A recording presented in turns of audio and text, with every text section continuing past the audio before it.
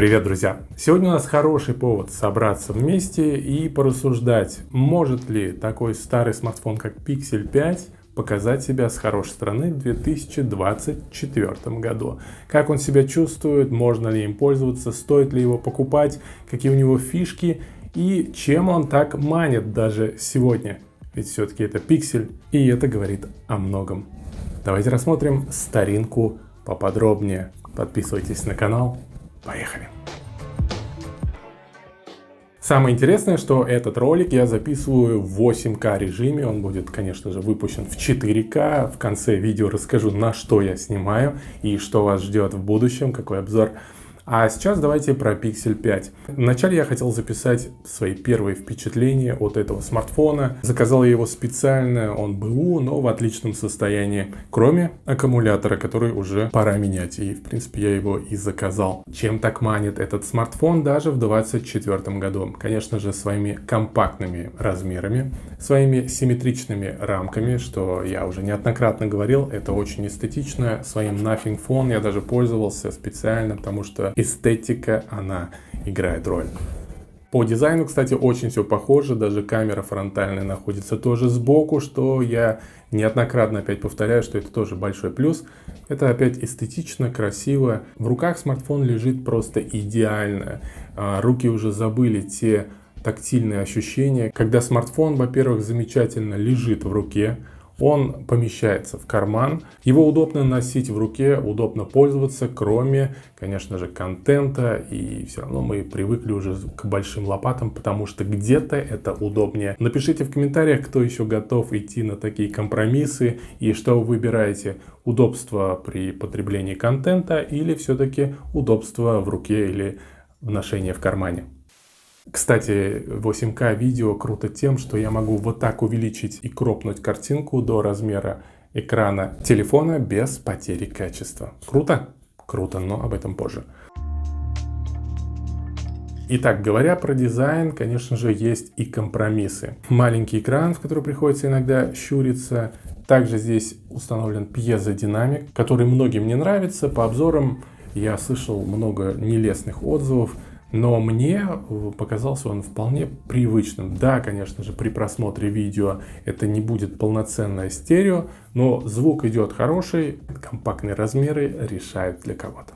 Еще одним компромиссом будет то, что сканер отпечатка пальцев находится на задней стороне. Да, это немножко уже устарело. В 2024 году выглядит несовременно. И блок камер тоже выглядит несовременно, но он зато не выпячивается из экрана, что с точки зрения эстетики опять плюс.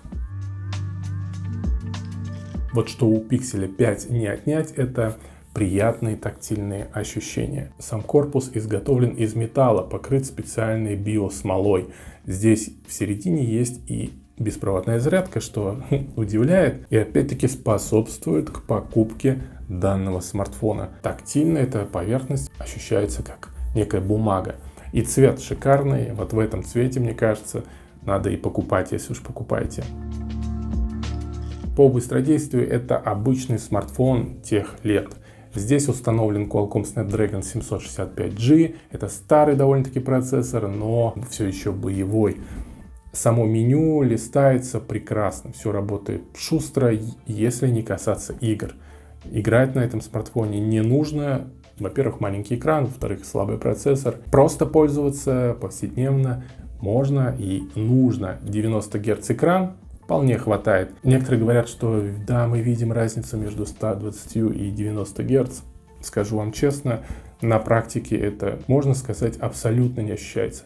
Все чувствуется, что намного плавнее, чем 60 Гц. Экран вполне себе ок. По яркости экрана, да, звезд опять-таки с неба не хватает. На ярком солнце вам будет, наверное, не хватать.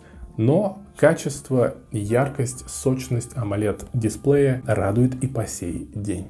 Скоро мне в руки попадет еще один компактный смартфон. Да, он из тех лет, это iPhone 7, и будет интересно сравнить их вместе, лоб в лоб. Как они будут смотреться и какой смартфон можно выбрать даже в 2024 году, как второй телефон или просто как звонилка, или компактный смартфон.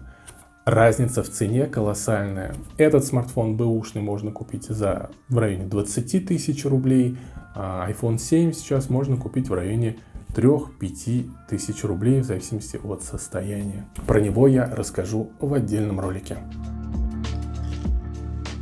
По оболочке и по Android. Здесь установлен Android 14. Начинал поддержку этот смартфон еще с 11 Android, и даже 14 здесь не тормозит. Все прекрасно работает. Из каких-то фишек, которые мне, например, нравятся в андроидах, это дубликаты программ. Здесь их нет. В самой оболочке установить можно, наверное, с помощью какой-то программы, но здесь этого нет. В остальном это обычный Android, NFC поддерживается, то есть оплата поддерживается, что тоже круто. И мы подходим к самому главному – камерам.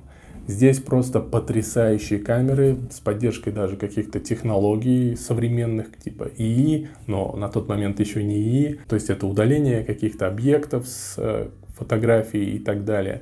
Видео записывает в 4К, 30 кадров в секунду. Фотографии делает божественные, они натуральные, они честные, без каких-то дополнительных супер алгоритмов, которые вам или устроят бесконечный шарпинг, или сгладят, что не нужно. Здесь все по-честному. Люди поэтому и любят Pixel за их честные цвета, честные фотографии. Лучше сказать, более честные фотографии, нежели у других производителей. Прекрасные селфи, прекрасные фотографии на основную камеру. Здесь ширик и обычная камера. Видео записывают тоже хорошие, стабилизация неплохая. Я вставлю ролики, не мои, конечно же, с канала Розеткед, но они потрясающе показывают, как работает камера на этом довольно-таки старом смартфоне.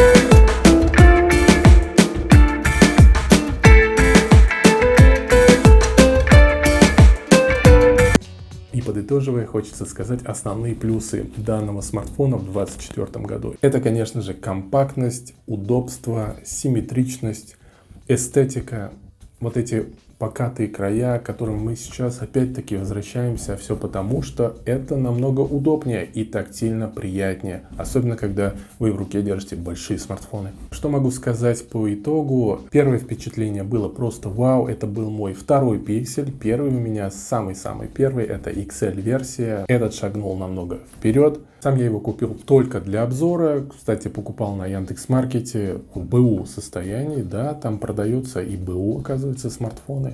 И после обзора, наверное, просто его продам, потому что он мне, в принципе, не нужен. Я его хотел использовать как второй телефон, но необходимости такой нет, поэтому я его, конечно же, продам. Советовать или не советовать к покупке этот смартфон в 2024 году, тут только вам решать, посмотрев этот ролик, посмотрев другие обзоры и сделав общий какой-то свой вывод. Потому что кроме вас никто до конца не знает, какой смартфон будет вам удобнее, лучше. И, возможно, нужно его где-то подержать в руке, чтобы понять, подходит ли он вам. Как сделал это я. Попробовал, подержал, я все-таки прихожу к выводу, что мне нужны более крупные смартфоны, такие размеры, как, например, у Nothing Phone или что-то еще больше. Скорее даже больше, потому что я сейчас перехожу на основной смартфон, это Galaxy S24 Ultra, который мне полностью устраивает.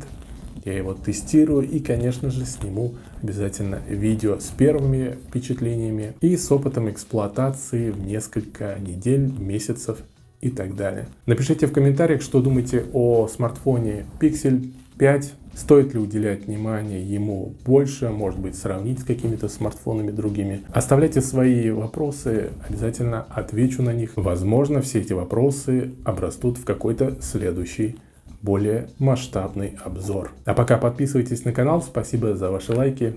Подписывайтесь на мою группу в Telegram, где я публикую самые выгодные цены с Алиэкспресс и Яндекс.Маркета. Впереди будет много новостей, обзоров и интересного. Пока-пока.